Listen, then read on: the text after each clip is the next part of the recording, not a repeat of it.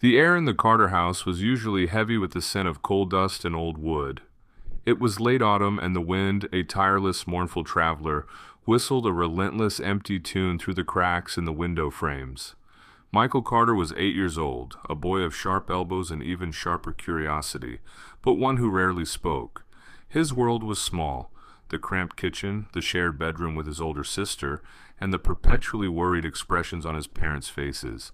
Life for the Carters was a constant, tiring negotiation with scarcity. But in the center of their modest, weary home, in the small, rarely used parlor, sat the piano. It wasn't an instrument of grandeur, it was a hulking, silent relic, an upright, deep mahogany beast with chipped veneer and keys that were yellowed and sticky with age. It had been his grandfather Thomas's, and for months after Thomas passed away, the piano had stood as a mute, solemn monument to his absence. One Saturday afternoon, while his mother was out working a double shift and his father was repairing a neighbor's leaking roof for a few extra dollars, Michael crept toward the parlor. The door was always closed, a boundary marking the delicate, unspoken grief of the house. He pushed it open, and the silence inside felt different, thicker, laced with memory. The dust motes in the single shaft of low autumn sun seemed to dance with a spectral energy. Michael didn't dare touch it. He just sat on the floor, leaning against the cold wall, observing the piano's silent dignity. Then the silence broke. His grandfather Thomas, a man whose hands had known the rough calluses of a shipyard worker but could glide over ivory with a startling, gentle tenderness, had returned from a long errand. Thomas was a quiet man, his words carefully rationed, but his music was a torrent of emotion. He didn't see Michael in the shadows. He simply walked to the piano, sighed, and without preamble placed his hands on the keys. The first sound was a single, resonant C major chord. It wasn't loud, but in that quiet house it was an explosion of warmth. It wasn't just a sound, it was a revelation. It was the sound of the wind stopping. It was the feeling of a cold hand being warmed by a fire. Grandfather Thomas began to play. He wasn't playing Bach or Chopin. He was playing a simple, melancholic melody, a folk tune about the dignity of labor and the persistence of hope. His body swayed slightly, his eyes half closed, his brow furrowed not in effort, but in deep concentration and feeling. For the first time in his young life, Michael wasn't thinking about how thin the soup would be that night, or how the sole of his boot had split again. He was gone. The music created a world far larger and richer than the four cramped walls surrounding him. The low notes of the bass clef rumbled, a deep, comforting vibration that felt like a hand on his back. They were the sound of hard work, of the earth, of the unbreakable foundation, of family. The higher notes, played with a lighter, almost airy touch, seemed to shimmer like distant stars. They were the sound of dreams, of promises yet to be fulfilled. Michael felt an odd, unfamiliar prickling behind his eyes. It was a sensation he wouldn't be able to name for years, but which was, in fact, the awakening of his own soul's language. The melody rose and fell, a story without words, a language that bypassed the clutter of the mind and spoke directly to the core of his being.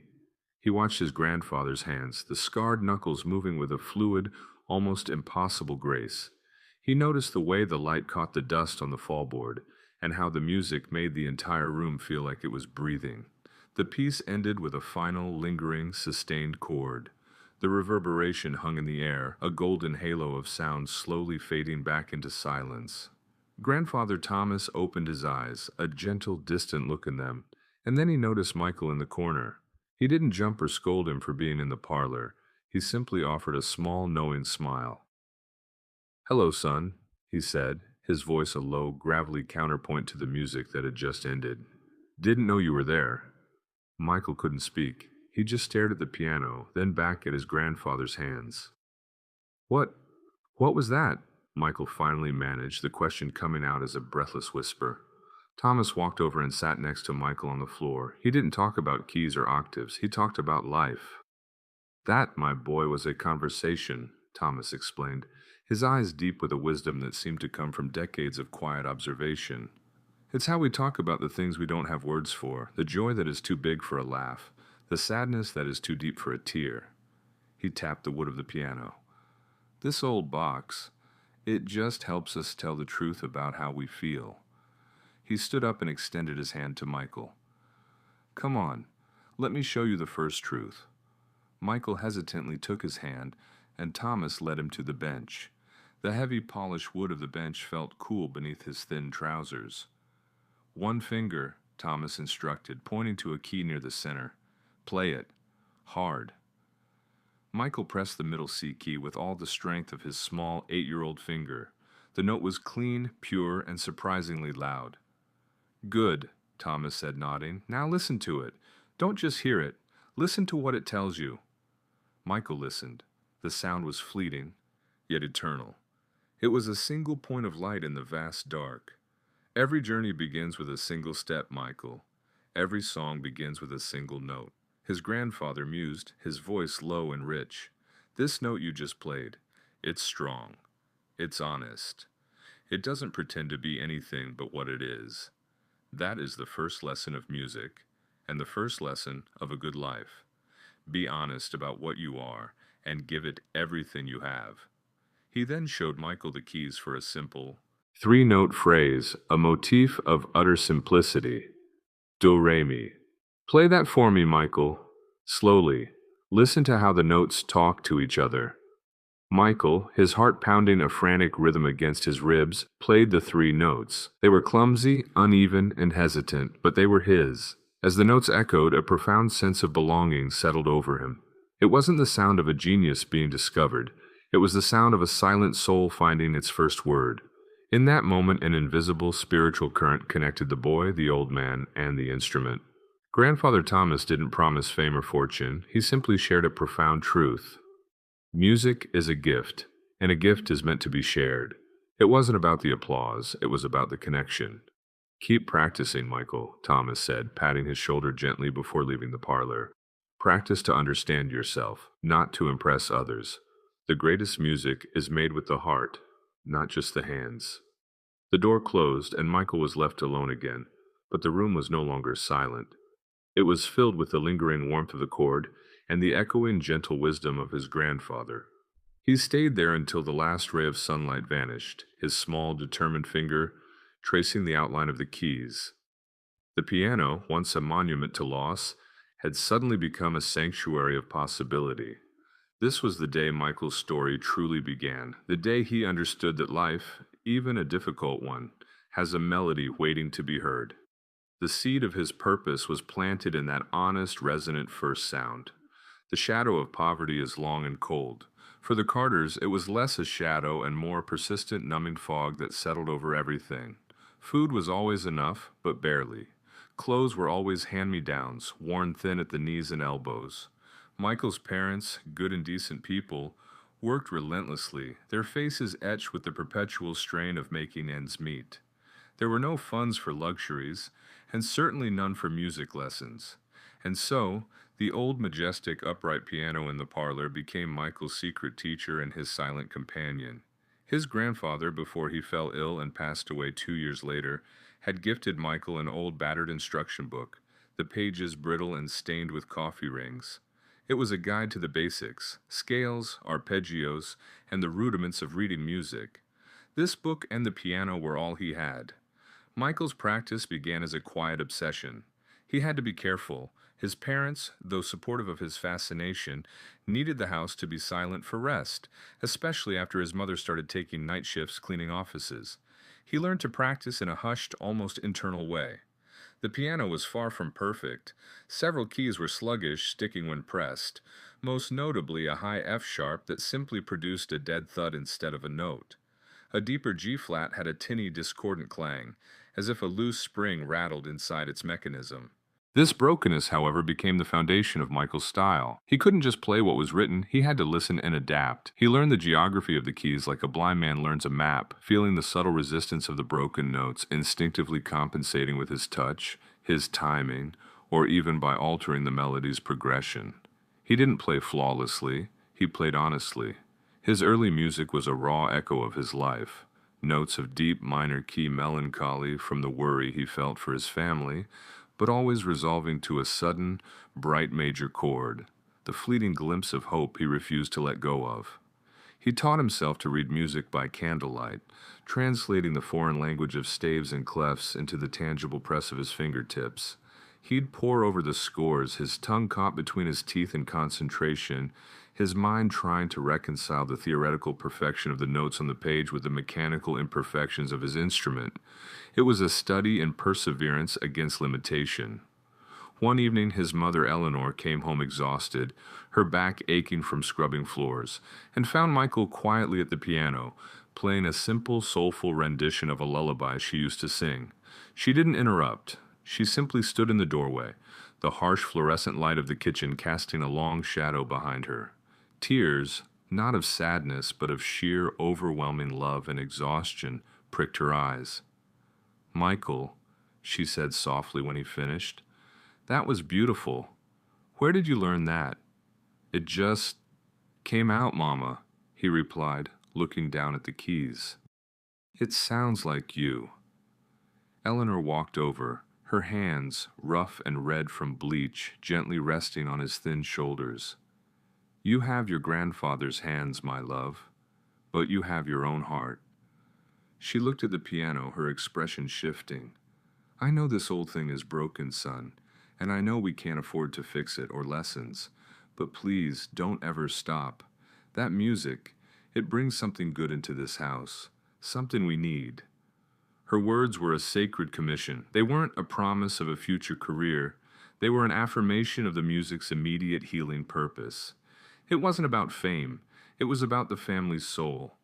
His teenage years were a period of deep, almost monastic dedication.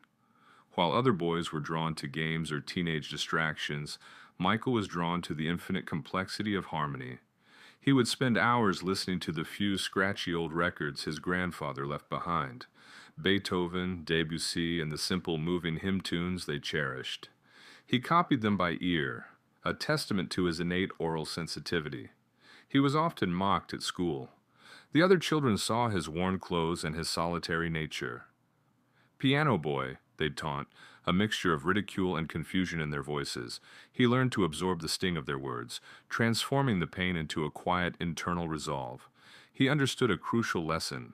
Early on, the world will always try to tell you who you are, but only you can truly decide. His parents taught him humility through their own self-sacrificing lives, and he learned that his talent wasn't a reason for pride, but a responsibility to be used with kindness. He would often reflect on a simple lesson his grandfather Thomas had shared. Talent is just the beginning, Michael.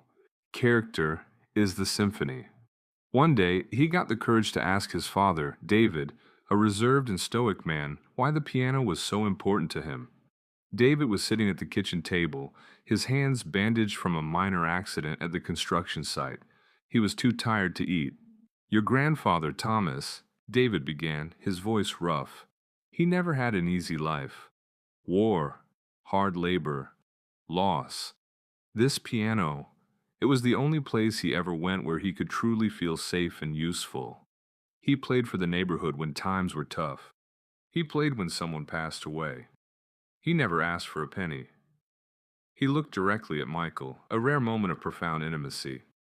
He showed me that true strength isn't in how much you can take, but in how much good you can still give, even when you have nothing left. The music was his gift, Michael. Never use it to lift yourself up. Use it to lift others up. Michael understood. His journey wouldn't be about conquering the music world. It would be about serving the world with music. The broken keys, the worn-out sheet music, the quiet, disciplined hours, they were all forging not a prodigy, but a healer. He was growing in silence, his character maturing alongside his craft, preparing him for a world that would eventually listen, not to his notes, but to his heart. The most poignant piece he taught himself was a simple, classical piece that required delicate control, and he mastered it despite the broken F sharp. He learned to substitute the note, to glide past it with such speed and grace that the listener would never notice its absence. It was his first great technical and emotional triumph. The realization that gaps in life don't stop the music. They just force you to compose a more beautiful, compassionate bridge across them. He knew he couldn't stay in the parlor forever. The day would come when he would need to face the outside world, to test the strength of the music he had cultivated in the quiet, honest solitude of his humble home. That day, however, came with a painful lesson. The prospect of an audition for the Wessex Music Academy felt like a sudden dizzying ascent from the quiet, familiar valley of Michael's childhood into a towering, unfamiliar mountain range. It was a renowned institution, known for producing world-class virtuosos. His school music teacher, a kind but ultimately frustrated woman named Miss Davies, had seen the raw, unrefined brilliance in Michael's playing and secured him an audition slot, pushing him out of his shell of solitude. The day of the audition, Michael was 17, gangly, and profoundly nervous. His mother had carefully pressed his only suit, a dark, ill-fitting hand-me-down from an uncle, and his father drove him in a borrowed, sputtering old sedan. The drive was tense, filled with a silence that spoke volumes of their shared, desperate hope. The academy itself was a stark, imposing structure of granite and glass, buzzing with the privileged hum of expensive education. Michael felt an immediate, crushing sense of being an outsider. He saw other candidates, poised, confident, dressed in designer clothes, clutching pristine leather-bound sheet music. They spoke in polished, articulate tones about their master classes in Europe and their perfectly maintained high-end instruments. Michael clutched his worn, taped-up folder of music, his hands clammy. He was led into a large, ornate audition room. The piano, a gleaming concert grand Steinway, was a behemoth of perfect sound, intimidating in its flawless condition. It was the antithesis of his broken, comforting old upright. The audition panel consisted of 3 judges, all famous musicians with stern, distant expressions. Dr. Alistair Finch, the head of the piano department, sat in the center, an immaculately dressed man whose reputation was built on technical perfection and emotional detachment. Michael Carter, Dr. Finch announced, his voice cool and clinical. "You are running late. Let's make this quick. What will you be playing?" Michael, flustered, replied, "A Chopin nocturne, sir, in E-flat major, and then an original piece, Echoes of the Parlor." Dr. Finch raised a perfectly sculpted eyebrow. "An original? While commendable, Mr. Carter, we are looking for proficiency in the classical repertoire. Let us stick to Chopin." The pressure was immense. Michael sat at the Steinway. The keys were light, responsive, almost too perfect. He began the Chopin. He played with a deep, genuine feeling, weaving the nocturne's wistful, elegant melody into a tapestry of true melancholy. He didn't just play the notes, he poured his longing and his life's quiet struggle into them. The sound was glorious, deep, rich, and utterly moving. When he finished, there was a brief, profound silence. Michael thought, "I did it. I reached them." Then Dr. Finch placed his pen down with a decisive click. The sound shattered the moment.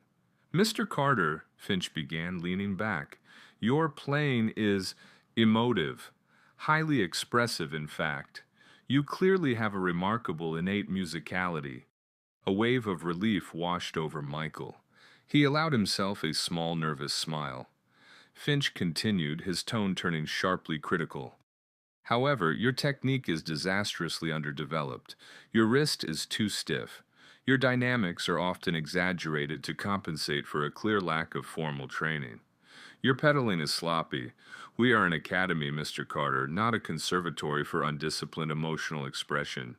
We build masters, not romantic sentimentalists." The words landed like a physical blow. Finch picked up a sheet of paper. "I see here you are self-taught. That is evident. And while your passion is clear, this institution demands a rigorous professional foundation. You have not mastered the building blocks." He tapped the paper dismissively. "We have applicants who have been practicing 7 hours a day under the tutelage of masters since they were 5. Compared to them, you are a lovely amateur. I'm afraid your audition is unsuccessful. Please gather your materials." The rejection wasn't just a denial, it was a cold, brutal assessment of his entire life's work. The lovely amateur cut him to the bone. It was the world telling him that his genuine, heartfelt expression was worthless because it lacked the formal stamp of approval. Michael stood up, his face burning. He managed a barely audible "thank you" before walking out, leaving the perfect Steinway and the pristine music room behind. He didn't cry in the academy. He held it in until they were driving away, the granite structure receding into the gray distance. He couldn't meet his father's eyes. "Dad, I... I didn't get in," Michael choked out, the words catching in his throat. David pulled the car over onto the shoulder of the road. He turned the engine off. The silence was deafening, amplified by the heavy thud of the rejection. David didn't offer empty platitudes. He reached out and gently took Michael's hand. His own hands were rough, scarred, and strong. "They said I was an amateur," Michael whispered, the tears finally coming, hot and humiliating. "That my technique was disastrous. They said my heart wasn't enough." David held his gaze. "Son, that man talked about technique. He talked about rules. He talked about what he could measure." David's voice was firm yet deeply tender. "He didn't talk about the one thing you have that cannot be measured." "What is that?" Michael asked, wiping his eyes with the back of his hand. "He never mentioned the way that music sounded," David said simply. "He didn't mention the soul that I know you put into every single note. That man is a technician, Michael. He is not a listener." He paused, letting the truth settle. "They want you to be a flawless copy of every other great pianist. You are not a copy, son. You are an original. The world does not need another technically perfect pianist. It needs one with a true, honest heart. You play from a place that man has forgotten even exists." David started the car again, his face set with a quiet resolve.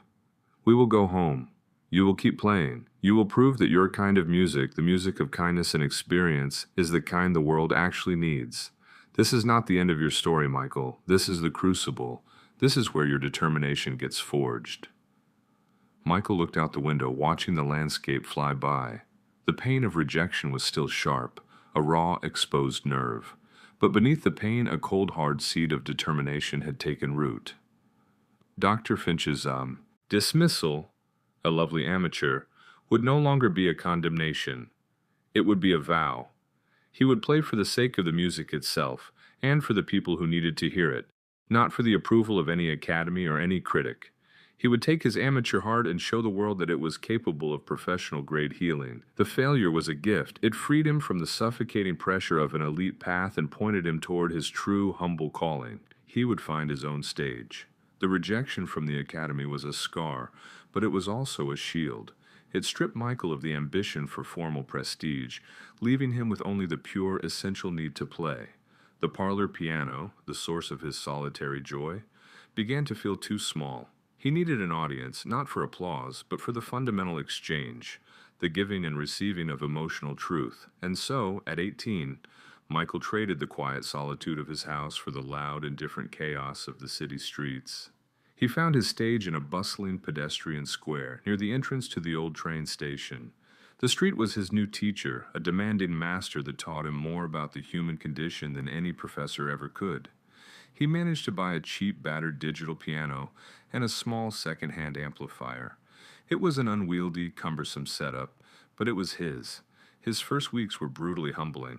People walked past him in a blur of preoccupation and haste. The music, his beautiful, heartfelt compositions, was just noise in the urban cacophony. The faces of the passers-by were closed, their shoulders hunched against the burdens of their daily lives. They saw him not as an artist, but as a minor inconvenience, another beggar with a strange gimmick. The coins in his open, beat-up guitar case were pitifully few. He learned to play against the rhythm of the city, the screech of brakes, the rumble of the subway, the harsh incessant ring of mobile phones. He had to play louder, but he refused to play harder. He had to maintain the delicacy of his emotional truth amidst the coarseness of the world. He composed new pieces, music that reflected the sights he saw, a frantic staccato piece for the rush-hour scramble, a slow, blues-infused melody for the elderly man who sat alone on the bench every day, a bright, arpeggiated shower of notes for the brief, unexpected moments of sunshine. The core lesson of the street was humility. There was no curtain, no program, no expectation. He was judged minute by minute by people who owed him nothing. He played not for himself, but for the passing current of humanity, pouring out his heart regardless of whether a single person stopped. He wasn't seeking fame, he was seeking connection. One particularly cold, damp afternoon, the city seemed even more hostile than usual. The sky was the color of slate, and Michael's fingers were stiff despite his efforts. He was playing his favorite composition, the one he had written for his grandfather, a piece called The Quiet Strength. It was a melody built on deep, resonant bass notes and a simple, rising treble line that spoke of persistence. He was deep inside the music, his eyes closed, the city fading into a peripheral drone. He finished the piece and opened his eyes, bracing himself for the usual indifferent crowd. But this time it was different. Standing a few feet away was a little girl, no older than 6, bundled up in a puffy pink coat. She was clutching her mother's hand, her small face streaked with tears. Michael was startled. Had he played something wrong? Had his amp suddenly distorted? The girl's mother, a tired-looking woman laden with shopping bags, looked embarrassed. "I'm so sorry," she mouthed to Michael, trying to pull the child away. "She's very sensitive." But the little girl resisted, pulling her hand free. She walked a hesitant, deliberate step closer to the piano. She didn't look at Michael. She looked at the keys. "Why are you crying, honey?" the mother asked gently, kneeling down. The girl didn't answer right away. She sniffed, wiping her nose with the sleeve of her coat. "The music," she finally whispered, her voice barely audible. "It's so sad. It sounds like I feel when my puppy runs away." Michael froze. 100 people had walked past that day, hearing only noise. This small, 6-year-old soul, with the unvarnished honesty of a child, had not only listened but had completely, unequivocally understood the melancholic core of his grandfather's piece. She heard the loss, the worry, and the persistent, quiet longing for a safe return. Then she did something that fractured the very foundation of Michael's self-doubt. She reached out with a tiny gloved hand and placed a single tarnished penny on the edge of the keyboard, right by the keys. It was a gesture of profound, pure-hearted gratitude. "Thank you for playing my sadness," she said, her eyes wide and honest. The mother, witnessing the raw simplicity of the moment, grew silent. She smiled at Michael, a genuine, appreciative smile that wiped away all her previous embarrassment. She dropped a small bill into his case and led her daughter away. The little girl looked back once, offering a small, waving hand. Michael didn't move for a long time. The weight of the tarnished penny on the keyboard felt heavier than all the gold in the world. This was the moment. The full, piercing truth of his grandfather's words and his father's counsel slammed into him with the force of a tidal wave. He wasn't an amateur. He was a translator of emotion. He wasn't playing for himself. He was playing for the little girl who needed someone to articulate the size of her small private grief. The purpose of music is not to be admired, but to be understood, he thought, the truth ringing in his mind like a perfect sustained chord. His perspective shifted completely. The street was no longer a stage for his personal ambition. It was a clinic for the weary soul. He stopped looking at the coins and started looking at the eyes. He sought out the slumped shoulders, the quickened anxious steps, the faces too burdened to look up. He started playing only what his heart dictated, compositions infused with the deep spiritual values he had been raised with.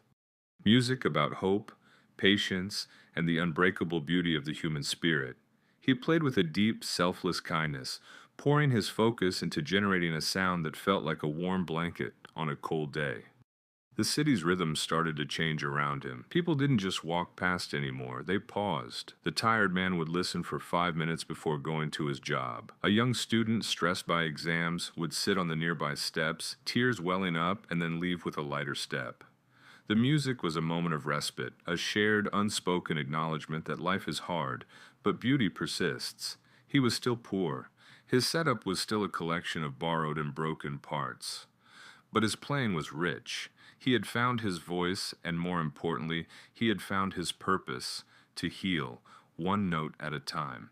The street had not made him rich in currency, but it had made him rich in humanity. He would never forget that one tear-streaked face and the single tarnished penny. It was the only validation he ever truly needed. He was a professional storyteller now, and his instrument was his voice. The world's recognition, he knew, was irrelevant. The simple, honest connection was everything. The square had become Michael's anchor, a place of predictable struggle and unpredictable grace. His routine was set, 3 hours of playing in the late afternoon, rain or shine. He was an established fixture, recognizable by his quiet demeanor and the soulful, almost heartbreaking sincerity of his playing. He still received little money, but he was wealthy in moments of profound connection.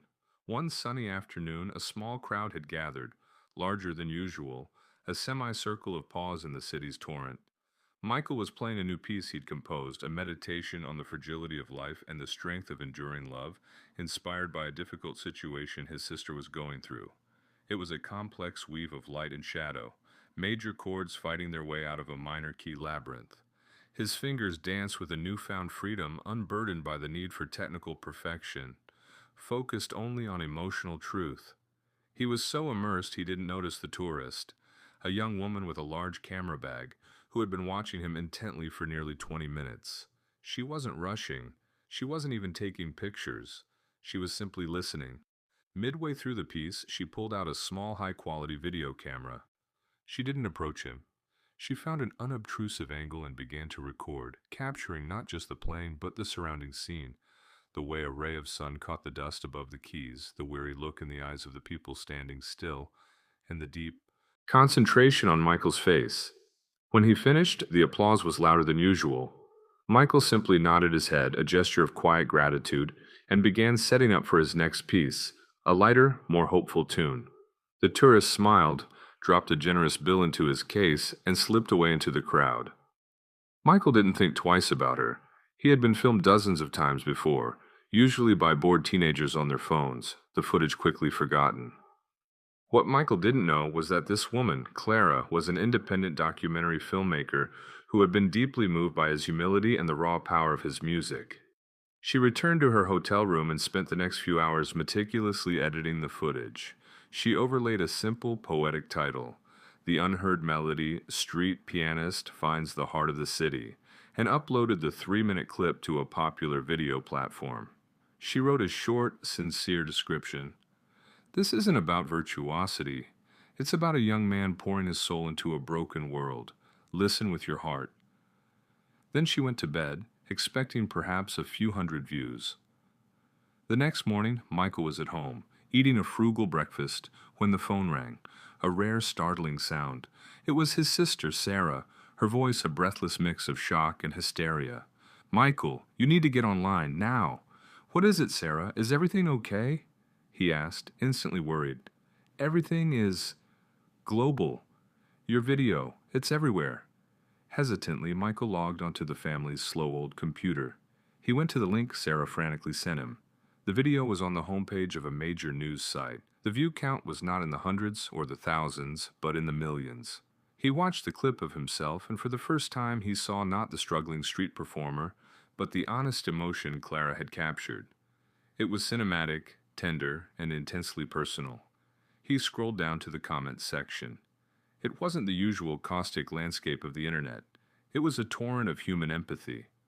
User Hope in the Mist wrote, "I am a war veteran with severe PTSD. I haven't cried in 10 years. This piece broke me, but it put me back together. Thank you. I feel lighter now." User Ocean Lover 33 wrote, "I lost my father last week. I couldn't feel anything. This music sounds exactly like my grief. I'm finally letting myself feel it. You are a gift." User Single Mom NoIC wrote, "I work 3 jobs. I was about to quit. When I heard this, I knew I could make it through another day. It is the sound of perseverance." User Dr. Lee Tokyo wrote, "This young man's technique may not be perfect, but his emotional intelligence is superior to any concert artist I've ever heard. He's not performing, he's sharing a piece of his soul." The reaction was a viral explosion, not of cheap controversy or fleeting celebrity, but of pure, shared humanity. It was his purpose, the quiet healing power he had cultivated in silence, now amplified. A million times over, his quiet street performance had become a global symphony of empathy. The media descended instantly. Calls poured in from major news networks, morning shows, and music agents. They all wanted the same thing, the story of the pauper prodigy, the viral sensation. Michael felt a confusing mix of disbelief and deep, almost spiritual awe. He wasn't excited by the prospect of fame. He was overwhelmed by the sheer volume of suffering his music had reached. The comments were a window into a vast, silent world of pain and loneliness, and suddenly his notes had become a bridge. His father, David, sat with him, his expression one of sober reflection. The world is watching now, Michael. They love your music because it is honest. Now, you have a greater responsibility than ever to remain honest. The world will try to change you. It will offer you riches to make you play what they want to hear.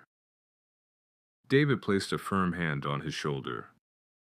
Remember the little girl with the penny. She is the only audience that matters. Never let the applause deafen you to the whisper of the people who truly need your song. Your music heals because it comes from a humble place. Guard that humility like it's the most precious thing you own. Michael looked at the screen, at the millions of views, and made a silent vow. The viral sensation would not turn him into a product. It would simply be a larger amplifier for the healing message he had always intended to share. He would use this new visibility not to ascend to fame, but to descend into service.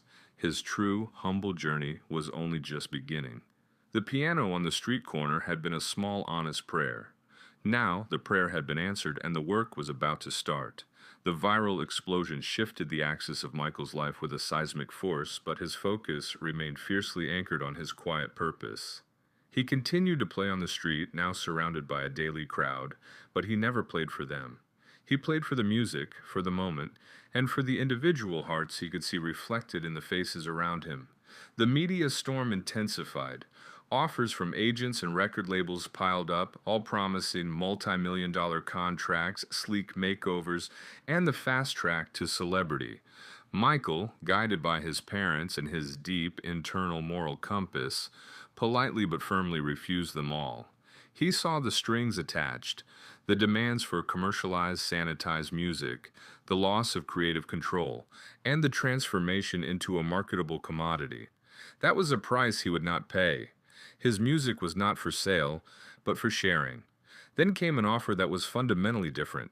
A pristine heavy envelope arrived in the post, bearing an official seal. It was addressed simply to Mr. Michael Carter, and it was from the New York Conservatory of Music, an institution arguably even more prestigious than the one that had rejected him years ago. Michael's hands trembled slightly as he opened. In the kitchen, his parents and sister gathered around the small wooden table. The letter was formal, yet astonishingly warm. It was signed by Professor Leonard Hayes, the conservatory's resident master pianist and a living legend, known for his eccentric brilliance and his uncompromising focus on music's spiritual, rather than technical, core. The invitation didn't offer a scholarship or a program. It was a personal, handwritten request. Mr. Carter, I have watched your street performance multiple times. I have listened to the notes, and more importantly, I have listened to the silence between them. You possess a gift that cannot be taught, emotional veracity. You play the truth of your life. This institution does not seek to fix you or mold you into a copy. We seek to offer you a platform, a perfect instrument, a quiet studio, and a space where you can explore and expand the vocabulary of your unique musical language. We invite you to be our artist in residence for a limited engagement culminating in a private recital. No curriculum, no judging panel, just music. New York is waiting for your melody. The family was speechless. The silence in the kitchen was heavier than any of the poverty-laced silences they had ever known. This wasn't an offer of fame, it was an offer of sanctuary and support for his art, validated by a man who saw the soul of the music. Michael read the last line again. New York is waiting for your melody. His mother, Eleanor, reached out and gently took the letter from his trembling hand. She read it slowly, her eyes filling with a light of pride that outshone any despair they had ever faced. They want the music to grow, Michael, she whispered, her voice thick with emotion. They don't want to change the song. They just want to give you a better instrument. His father, David, cleared his throat, his stoicism momentarily cracking. It's an enormous thing, son. New York, the world's stage. He met Michael's eye, a look of profound, challenging love in his gaze. But you have to promise us something. The music has to stay the same. It has to stay humble. It has to stay yours. It will, Dad, Michael vowed, his voice steadying. I'm not going to New York to become famous.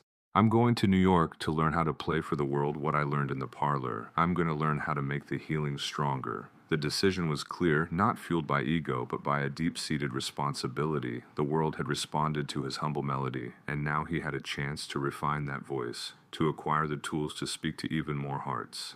It was a chance to grow his capacity for service. The days leading up to his departure were a whirlwind of quiet, emotional preparation. The street corner saw a final, profound performance. Michael played all his signature pieces, pouring all his gratitude and resolve into the final notes. He didn't ask for money. When he finished, he simply stood up, looked at the crowd, his first true audience, his first true community, and offered a heartfelt bow of thanks. Before he left, he went into the parlor. He sat at the old broken upright piano for the last time. He played a final simple unrecorded piece, a tribute to the instrument that had taught him everything. He ran his fingers over the sticky yellowed keys, pressing the dead F sharp and the clangy G flat, feeling the familiar, comforting resistance.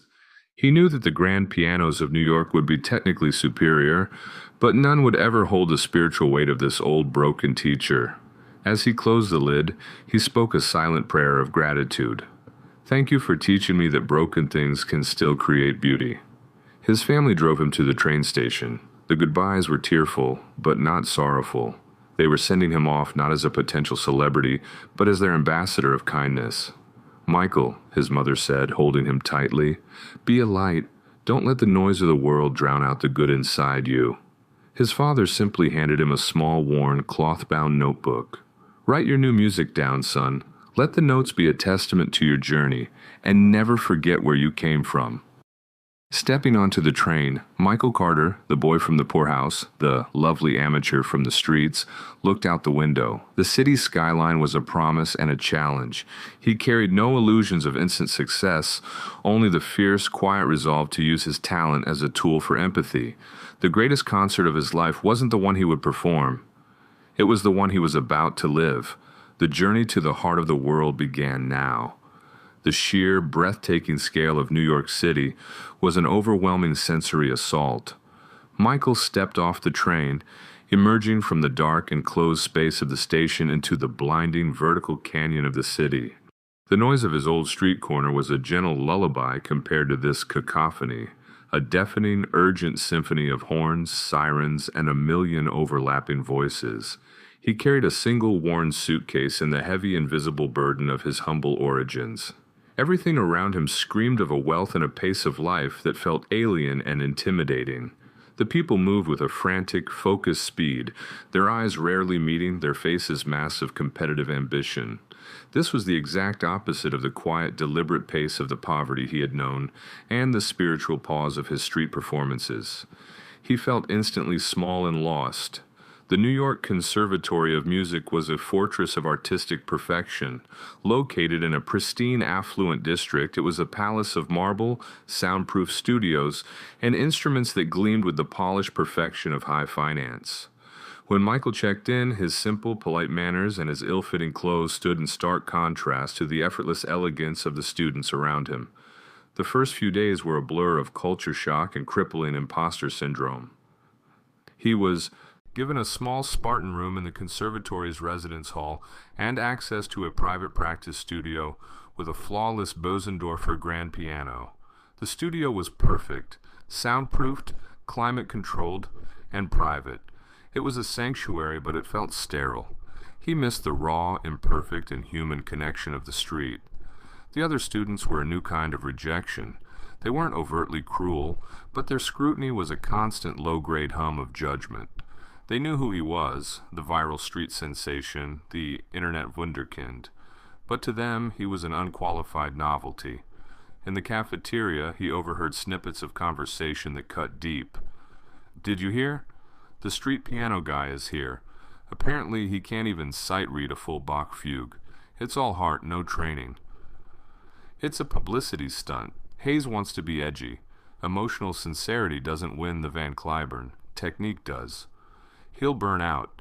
You can't sustain a career on feeling. The man is an amateur who got lucky with a camera phone."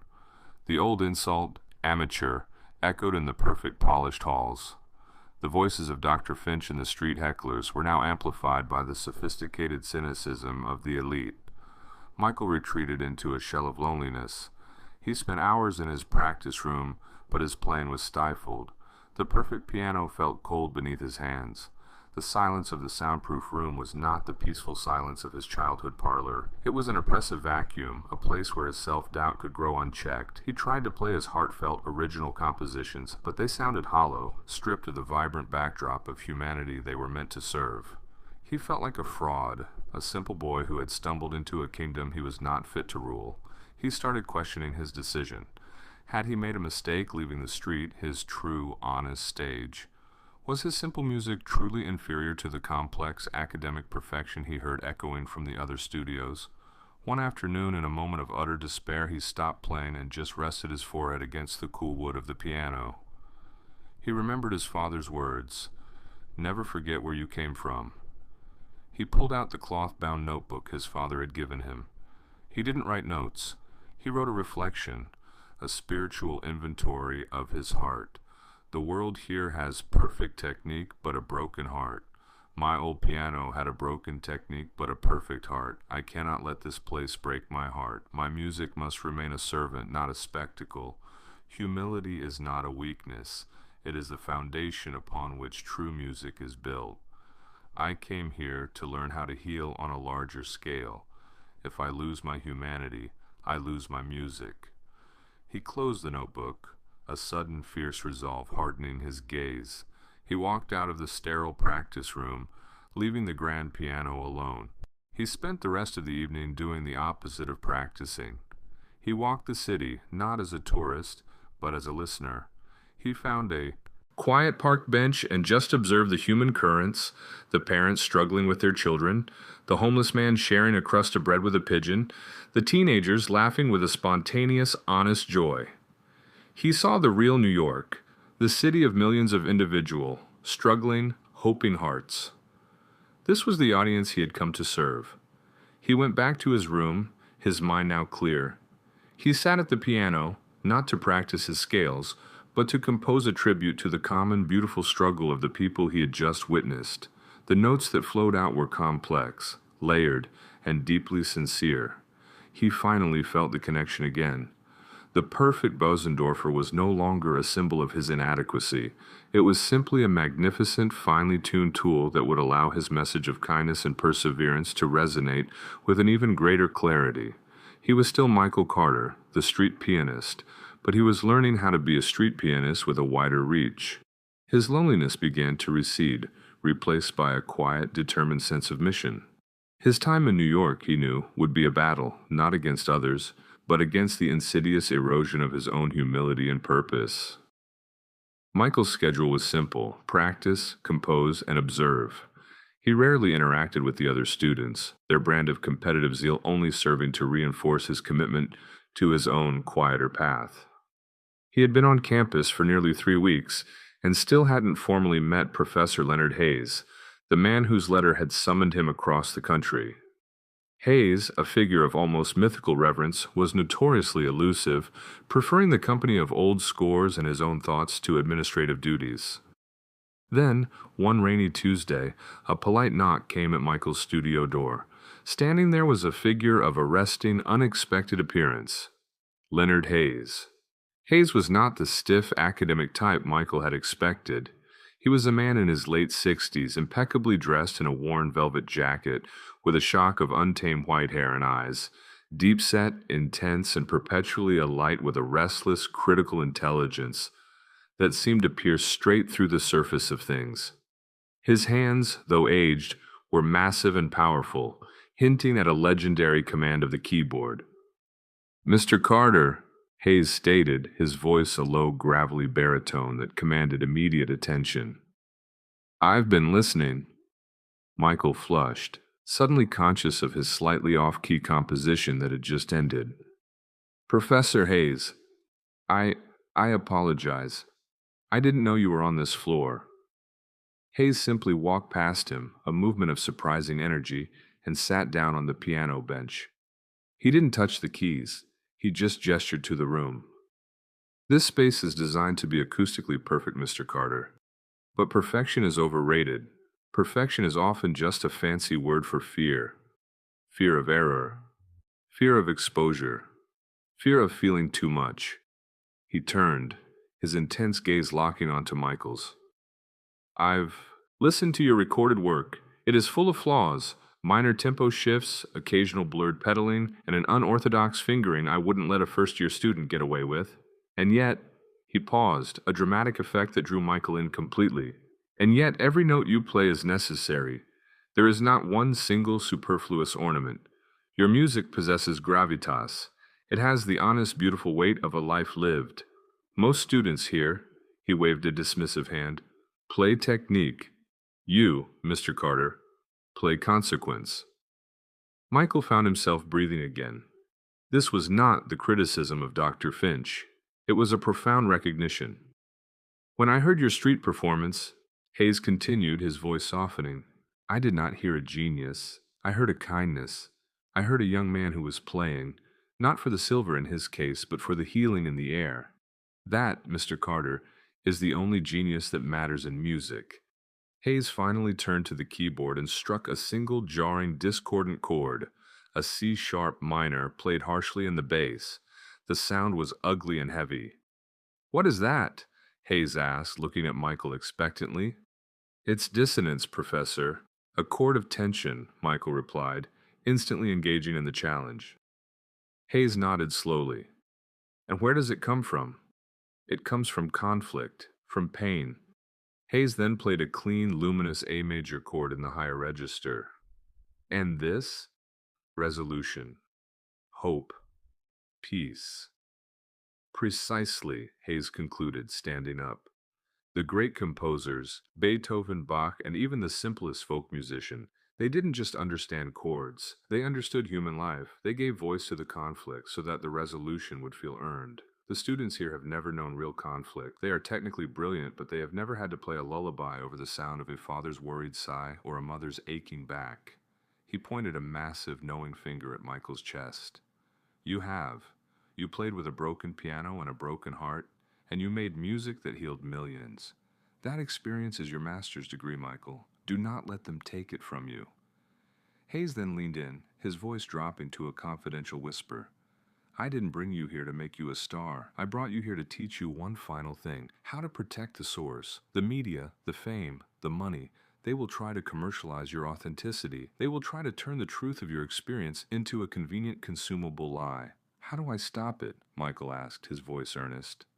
By keeping your focus on the service, not the acclaim, Hayes stated simply. Your gift is to convey kindness. Focus your energy on refining that transmission. I want you to compose a new piece, a piece that speaks entirely of gratitude, a piece for the man who taught you to listen, for the parents who sacrifice, and for the little girl with the penny. That is your homework. When it's ready, you will play it for me, and only for me in the great concert hall.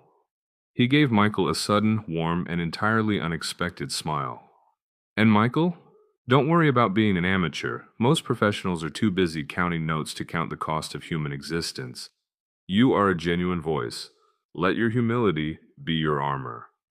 With that, Professor Hayes walked out as quickly and silently as he had arrived, leaving Michael alone, energized not by the promise of fame, but by the permission to be himself.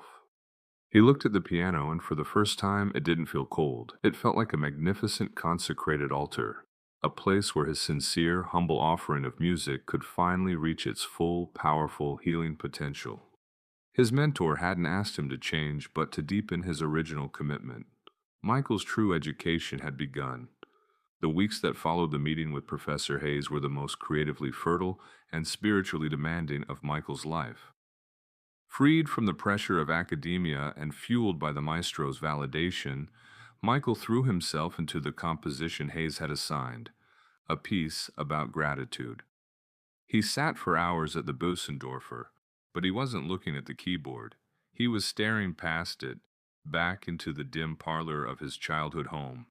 He was reaching for the quiet dignity of his father, the tireless love of his mother, the protective fierceness of his sister, and most profoundly, the gentle wisdom of his grandfather Thomas. The piece coalesced slowly, note by difficult note. He named it simply Thomas's Parlor. It began with a single resonant bass note, the C major chord that had first awakened him, the sound of the earth, the foundation. The melody that followed was sparse, hesitant, and laced with the beautiful minor key melancholy of poverty. He purposely introduced a very subtle, almost subliminal dissonance in the middle of a phrase, his musical nod to the broken F sharp of his old piano, a flaw he now treated as a sacred memory, a reminder of his origins. The composition was a conversation between two distinct voices, the low, steady, comforting presence of the grandfather and the high, searching, hopeful voice of the boy. It built in intensity not through speed, but through a rising tide of emotion, culminating in a powerful, sustained major theme, a testament to the unbreakable hope and perseverance that his family had embodied. It wasn't a showy piece, it was an act of profound musical remembrance and thanksgiving. The day of the private concert arrived. Michael felt no nervousness, only a profound sense of spiritual duty. The performance was set in the conservatory's main cavernous concert hall, a space built to accommodate thousands. The stage was massive, the audience area dark and empty.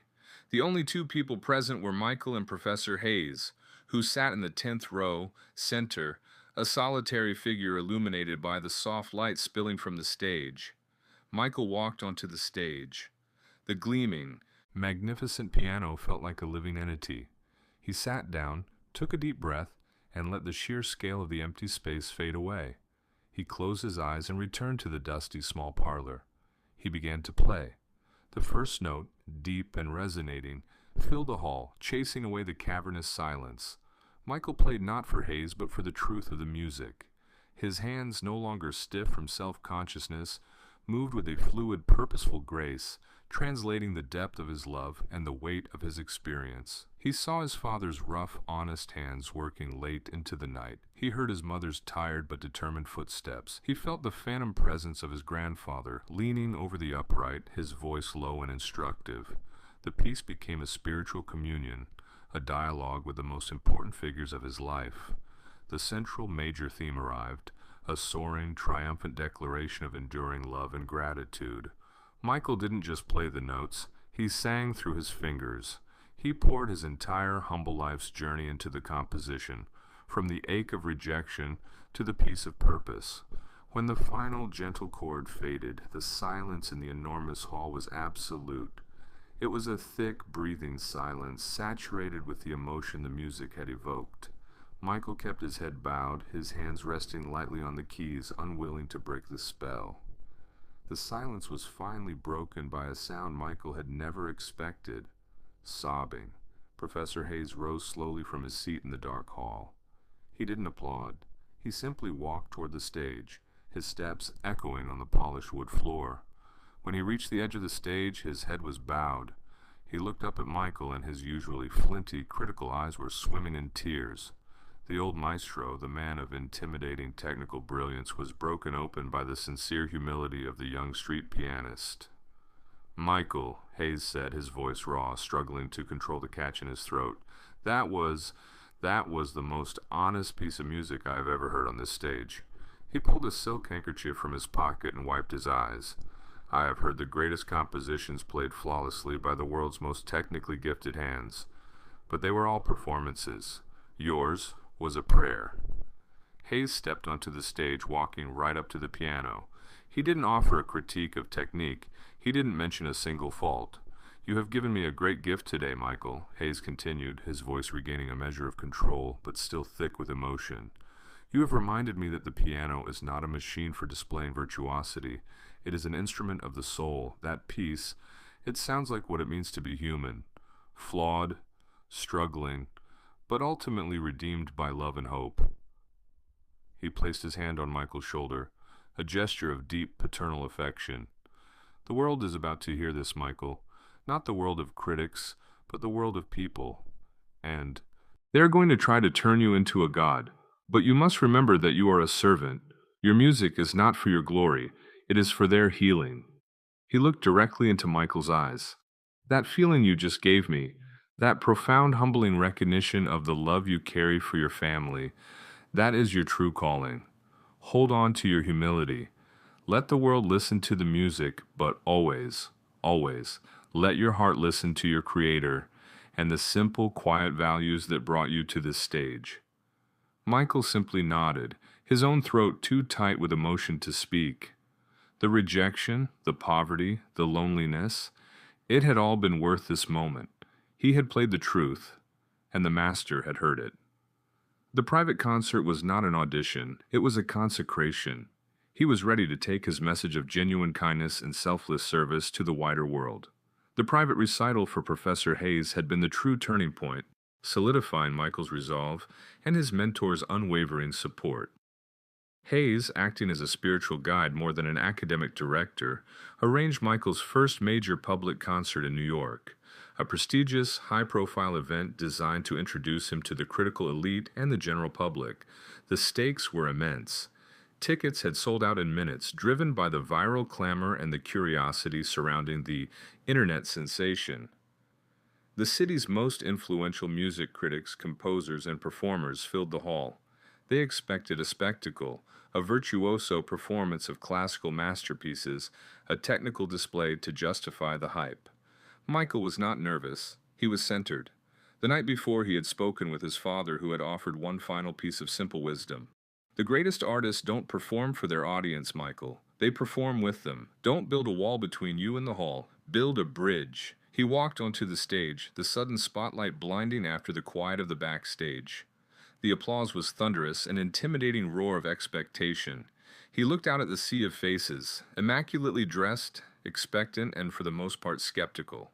He saw the critics, pens poised over notebooks, ready to dissect any technical flaw. He did not bow extravagantly. He simply sat at the piano, closed his eyes for a long, quiet moment of internal focus, and silently renewed his vow. This is not for me. This is for the heart. The program, defying all expectations, contained only two works, his original composition, Thomas's Parlor, and a new, longer work, The Symphony of the Waiting City, a piece inspired by his New York observations. There were no Chopin, no Liszt, no Beethoven, only Michael Carter. He began with Thomas's Parlor. The initial quiet C major note was so deeply resonant, so pure and unadorned, that it instantly silenced the residual rustling in the hall. He played the piece not as a performer, but as a reminiscer. He shared the entire texture of his humble past. The sadness of the poverty, the resilience of his parents, the depth of his gratitude. The audience, composed mostly of people who had never known hardship, was suddenly exposed to a raw, genuine vulnerability. They expected fireworks. They received a simple, profound sermon on humility. The moment the piece ended, the silence was even deeper than it had been for Hayes. It was a silence of profound collective shame and awe. They had come to judge, and they were instead judged by the sheer, unadorned honesty of the music. Then Michael launched into his new work, The Symphony of the Waiting City. It was a complex, dramatic piece, capturing the conflict and anxiety of the city, but always resolving to a theme of patient endurance and communal hope. He played the discordant, frantic energy of the subway, but then followed it with the quiet, soothing notes of a shared human moment in the park. His technique, while not flawless by academic standards, was more than adequate, and his emotional command was absolute. Midway through the piece, a renowned, notoriously cold music critic, Mr. Jeremy Thorne, was seen to slowly lower his notebook and his pen, his face a picture of stunned, genuine emotion. He wasn't taking notes, he was listening. The symphony ended on a high, hopeful, sustained chord, the musical equivalent of a quiet sunrise after a long, dark night. When Michael finally lifted his hands from the keys, the applause was not immediate. There was a pause, a collective, held breath. And then, the explosion. It wasn't a standing ovation of polite admiration. It was an unrestrained emotional release. People were shouting, not for an encore, but for release from the tension the music had built and then healed. The critics who had come to dissect were on their feet, not as judges, but as converts. Michael stood, his heart swelling with a gratitude that felt too large for his body. He wasn't proud of his performance. He was profoundly grateful that the message of the music had cut through the noise of expectation. He looked out and saw Professor Hayes, standing in the aisle, not clapping, but simply nodding, a proud, watery smile on his face. The next day, the reviews were unprecedented. Mr. Jeremy Thorne, the hardest critic in the city, wrote a piece that went instantly viral. Michael Carter is not a musician. He is a spiritual medium. He doesn't play notes, he plays the inner life of every person in the hall. I came expecting a show and I was given a communion. His technique is occasionally unconventional, but his kindness is perfect. He is the antidote to the ego of the modern stage. His music is the sound of a humble heart trying to heal a hurting world. The concert had shattered the barriers between the amateur and the professional, the heart and the technique. Michael had succeeded not by playing up to the world's standards, but by forcing the world to listen to the purity of his own. He had risen to international recognition, not through the pursuit of fame, but through the selfless devotion to service. His purpose had been validated, and a larger, more challenging path was about to open before him. The success of the New York concert was not just a ripple, it was a tidal wave. Michael Carter became overnight the most talked about artist in the world. He was the focus of every major media outlet, the subject of viral debates, and the target of the entire music industry. His face was on the cover of magazines, his music was streamed millions of times an hour, and his concert clips were shared in every language. The humble street pianist was now a phenomenon. The industry, which had initially dismissed him, now circled like a pack of wolves. Major record labels offered multi-million-dollar contracts promising total control, global tours, and celebrity status. They wanted to package and sell his authenticity. They wanted to turn his honest, quiet purpose into a loud, profitable product. This sudden, deafening adulation was the greatest test of Michael's humility. He felt an intense inner conflict. On one hand, the fame was a magnificent amplifier for his message. On the other, the sheer noise of the commercial world was an immediate existential threat to the quiet source of his music. He could feel the pressure to compromise, to simplify his complex truths into catchy hooks, to wear the mask of a celebrity. The world wanted to define him as a prodigy, a star, a genius. He only wanted to remain Michael Carter, a servant of the music. His refuge remained Professor Hayes and his own spiritual foundation. They are offering you gold, Michael, but it is fool's gold, Hayes warned him one afternoon in his quiet office, the walls lined with old worn scores. They want to steal your soul and sell the wrapping paper. You must be ruthless in your kindness. But how can I use this platform for good if I refuse the resources they offer? Michael asked, running a tired hand through his hair. I want to help. I want to teach. I want my music to reach the hospitals and the shelters, not just the concert halls. Hayes nodded, a look of profound respect in his eyes. Then you must define the terms of engagement. Your career cannot be a race to the top. It must be a descent into service. Use their machinery, but keep your hands on the steering wheel. Michael wrestled with the decision for days.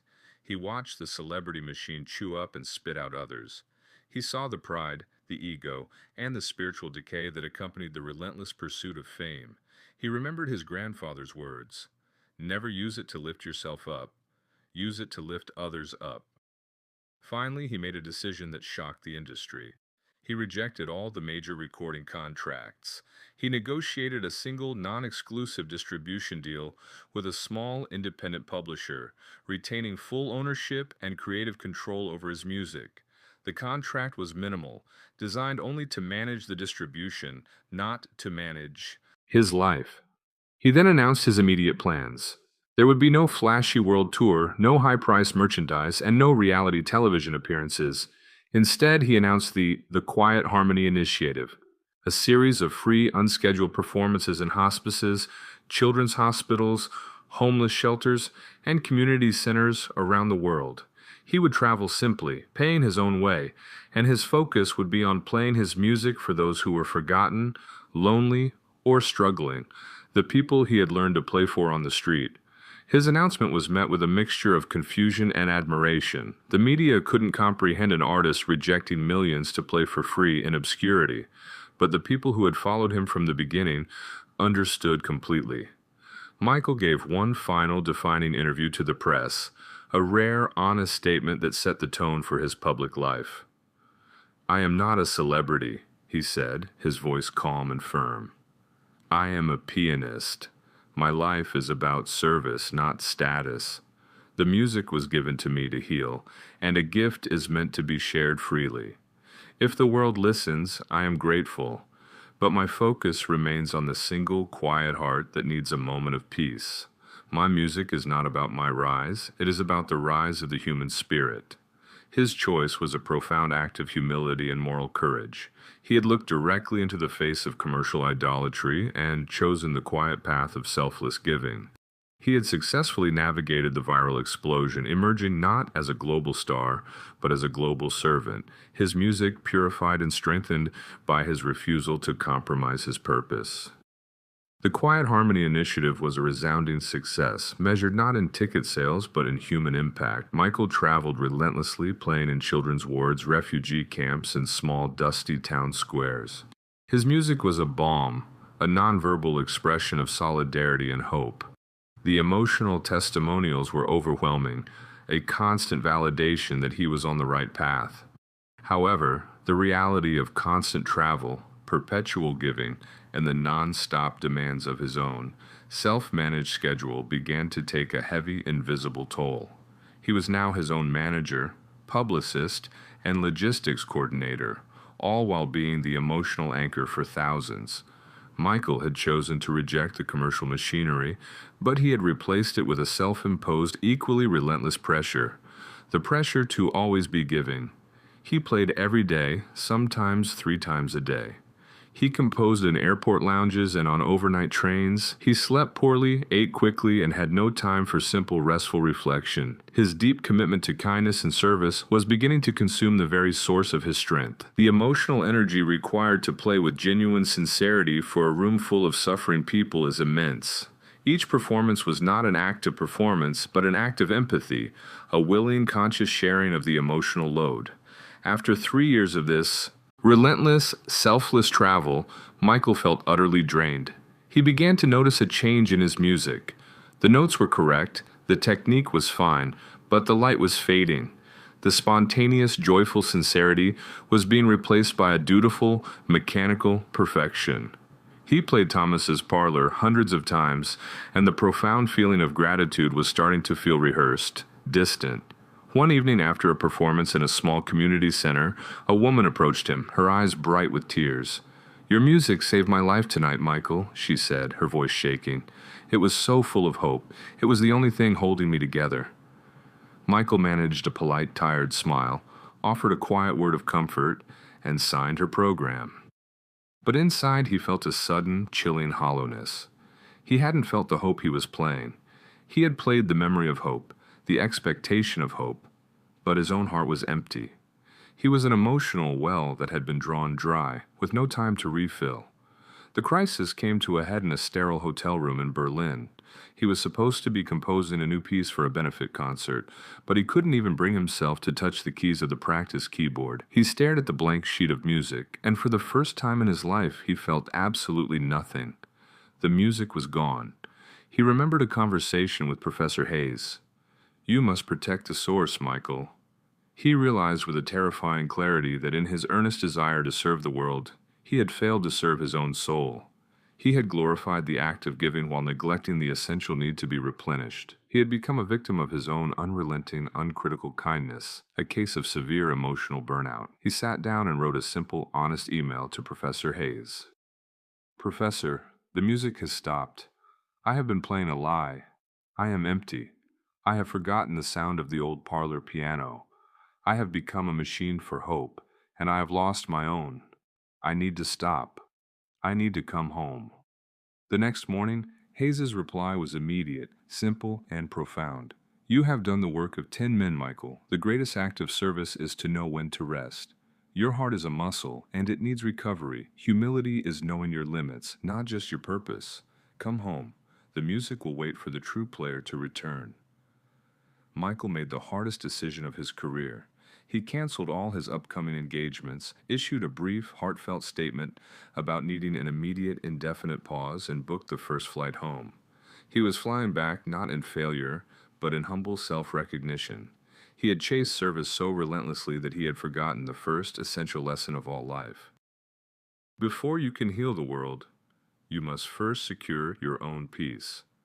The breaking point was not a loss.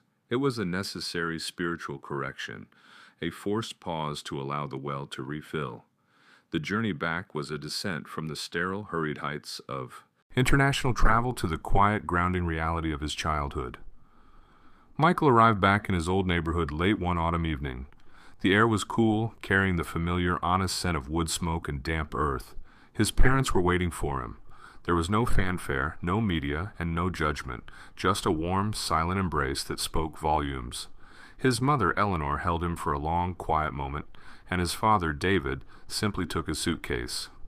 "Welcome home, son," David said, his voice low and unwavering.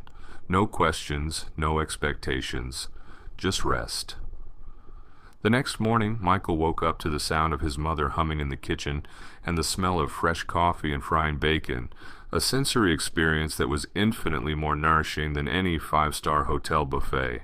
His first week back was a period of deliberate, essential inactivity. He didn't touch the piano.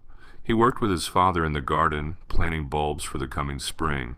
He helped his mother with the laundry. He sat at the kitchen table, reading a worn, comforting old book. He allowed himself to simply be Michael Carter, the son, the brother, not the world-famous pianist. The quiet, predictable rhythm of home was a powerful spiritual medicine. He remembered the simple, non-negotiable moral and family standards he had been raised with, the integrity, the kindness, the dedication to a life of quiet decency.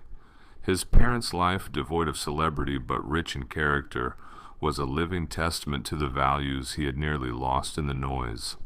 One afternoon he finally walked into the parlor. The room was exactly as he had left it, dusty, warm, and utterly familiar. The old upright piano stood in the center, a silent, humble sentinel. He walked over and slowly opened the lid. He ran his fingers over the familiar keys, the sticky, yellowed ivory that held the map of his childhood. He saw the dead F sharp and the clangy G flat, and instead of frustration, he felt a wave of profound, nostalgic affection. He sat down but didn't play a composition. He didn't play a scale. He didn't play anything the world was waiting for. He simply played a single, slow C major chord, the one his grandfather had taught him. The sound was imperfect, slightly muffled, and yet it was the most beautiful, honest sound he had heard in years. It was the sound of beginning again. He played a few simple three-note melodies, the kind he had taught himself in the silence. He listened, not for a performance, but for the feeling, the simple, honest connection to the instrument. He was trying to find his way back to the truth of the music. He realized his core mistake. In trying to serve the world, he had relied on his own depleted strength. The music, he understood now, was not his to generate. It was his to receive and channel. He needed to reconnect to the divine spiritual source of his inspiration, the deep, quiet well of faith, family, and hope that had fueled him from the start. He spent the next few months composing in the parlor, not for the stage but for the room. He wrote a new set of pieces, small, intimate studies on humility, rest, and the joy of the simple life. He focused on the purity of the sound, the necessity of the silence, and the power of the space between the notes.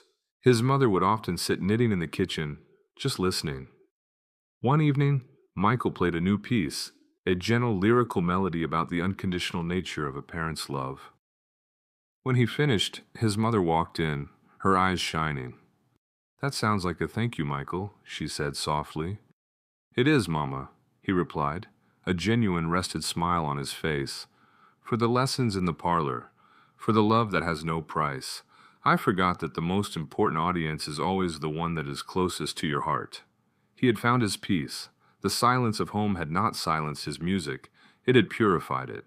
He realized he was ready to return to the world, not with a forced sense of duty, but with a renewed whole heart. He would use his art not just to express hope, but to build it. The journey home had restored his humility and reaffirmed his purpose. His greatest work would not be on a stage, but in the trenches of human need. Michael's return to the public eye was deliberate, quiet, and entirely on his own terms. The media buzz had quieted, replaced by a respectful curiosity. The commercial contracts, however, had not disappeared. They waited, offering him unimaginable wealth to simply resume his former life.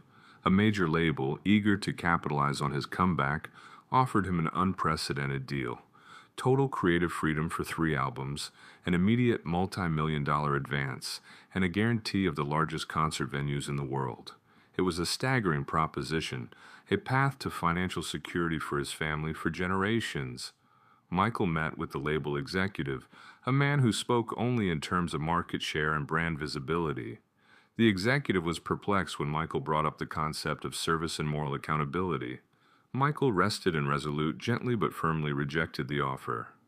"Sir," Michael explained, his voice calm, "my music is not a brand to be sold. It is a gift to be given.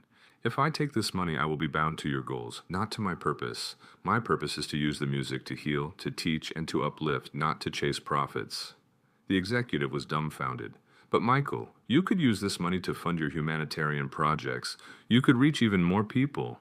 "A powerful point," Michael conceded, "but my music would lose its integrity. The moment it becomes a product, it loses its soul. The funding for my work will come through the giving, not the selling. The work itself will be the donation."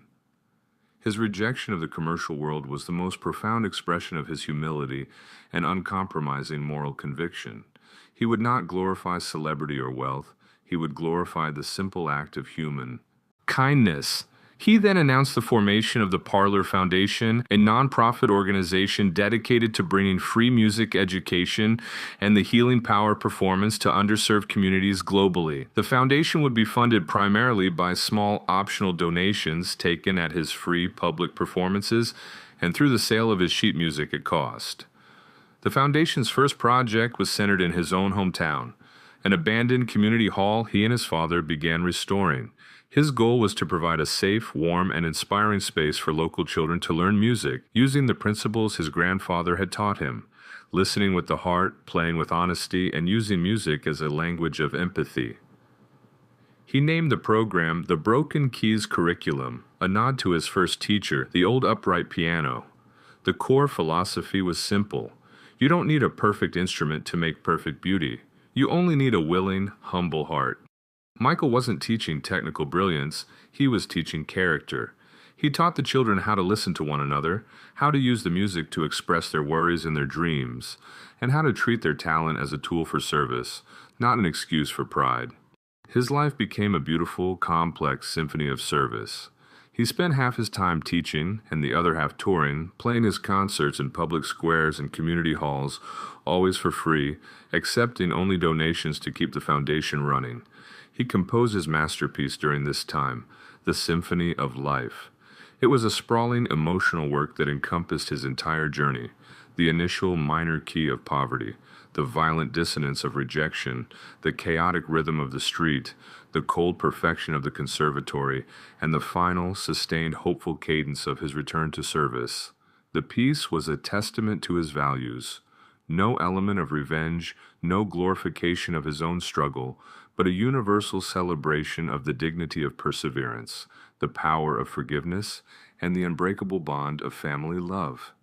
He performed a section of it for his students. A young girl named Lily, who had struggled with profound shyness, came up to him afterward. "Mr. Carter," she whispered, looking at the floor. "That piece, it sounds like it had to be sad first before it could be happy. Did you break the music just so you could put it back together?" Michael knelt down, his eyes level with hers. "Lily, my music wasn't broken. My heart was. And the music put it back together, one honest note at a time. That's the lesson of the symphony.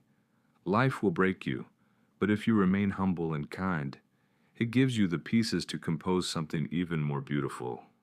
He had finally integrated his fame, his talent, and his purpose. He was an international figure, but he lived a life of profound, deliberate humility and kindness. He had rejected the crown of celebrity to wear the apron of the servant. His life was now the composition, a quiet, powerful symphony of life, dedicated to the simple, profound act of giving.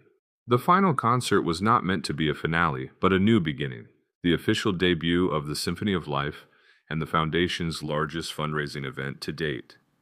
Michael chose to host the concert not in a lavish, private venue, but in the newly renovated community hall, the Parlor Hall, in his old neighborhood.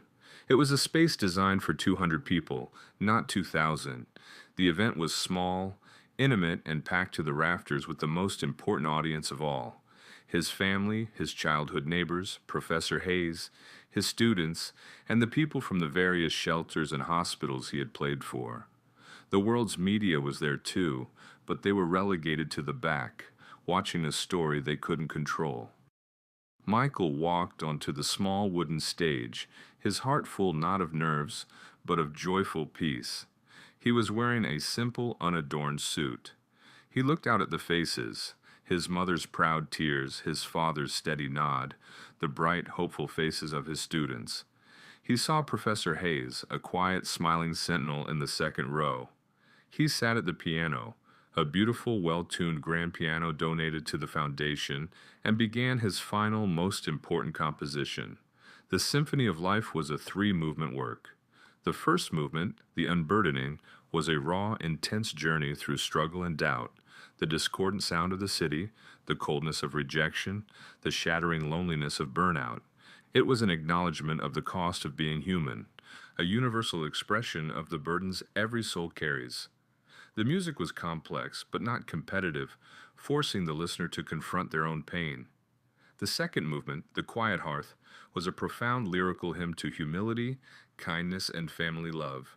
It featured a series of small, intertwined melodies that represented the simple, foundational moments of life. The sound of his mother humming, the rhythmic honesty of his father's work, the enduring quiet presence of his grandfather Thomas. It was the musical heart of Michael's life, a reminder that the greatest strength is found not in personal achievement, but in selfless connection. The third movement, The Offering, was a magnificent, soaring declaration of purpose and peace.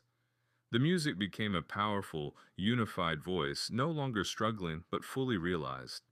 It wasn't triumphant in an egotistical way, it was triumphant in its compassion. Michael played with an intense focus, generating a sound that felt like pure, unadulterated, channeling hope. The melody swelled, incorporating the simple, honest tunes he had played on the street, now elevated by the mastery he had acquired. It was his final, complete message. Use your brokenness to create beauty for others. When the final note faded into the small hall's acoustic, the silence was total. It was the silence of profound collective realization.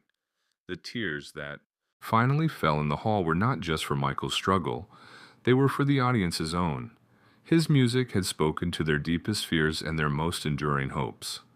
Professor Hayes finally stood, his eyes wet with pride, and he began the ovation.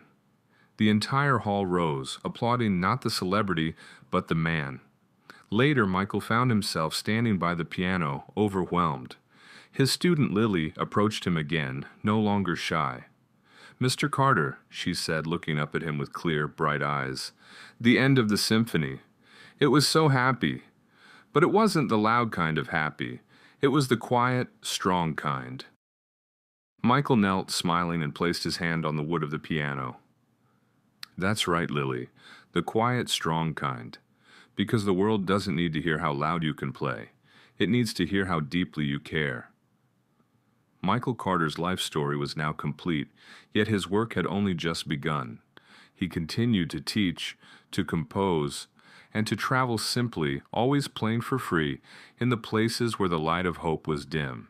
He achieved international recognition, not as a glamorous celebrity, but as an icon of genuine, selfless service. He proved that true greatness is not found in the spotlight of fame, but in the quiet, humble act of using one's gift to heal the hearts of the world. He had shown the world that the power of music is not its sound, but its capacity for kindness.